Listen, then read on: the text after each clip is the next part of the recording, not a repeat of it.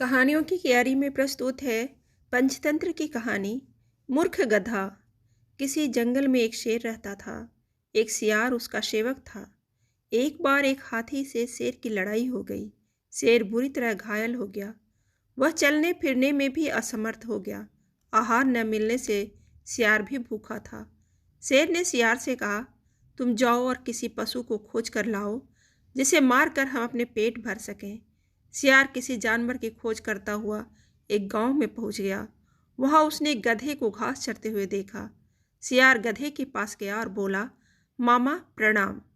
बहुत दिनों बाद आपके दर्शन हुए हैं। आप इतने दुबले कैसे हो गए? गधा बोला, भाई कुछ मत पूछो। मेरा स्वामी बड़ा कठोर है। वह पेट भर घास नहीं देता। इस धूल से सनी हुई घास खाकर पेट भरना पड़ता है। सियार ने कहा, मामा उधर नदी के किनारे एक बहुत बड़ा घास का मैदान है।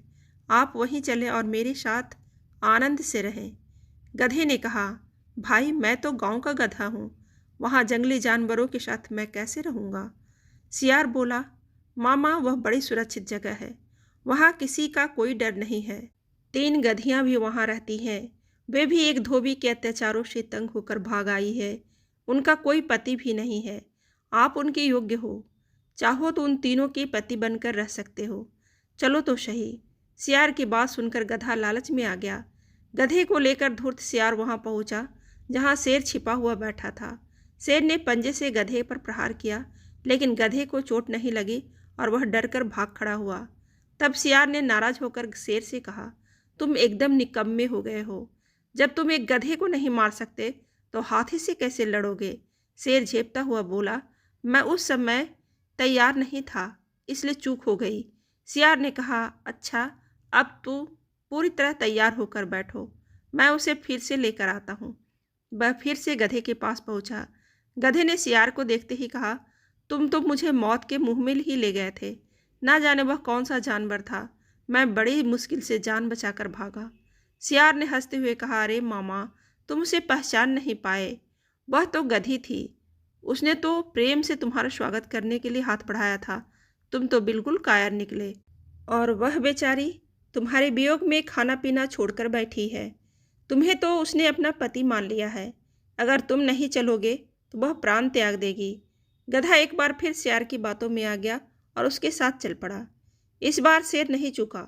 उसने गधे को एक ही झपटे में मार दिया। भोजन करने से पहले शेर स्नान करने के लिए चला गया। इस बीच सियार ने उस गधे का दिल और दिमाग खा लिया। शेर स्नान करके लौटा तो नाराज होकर बोला, ओ सियार के बच्चे, तूने मेरे भोजन को जूठा क्यों किया?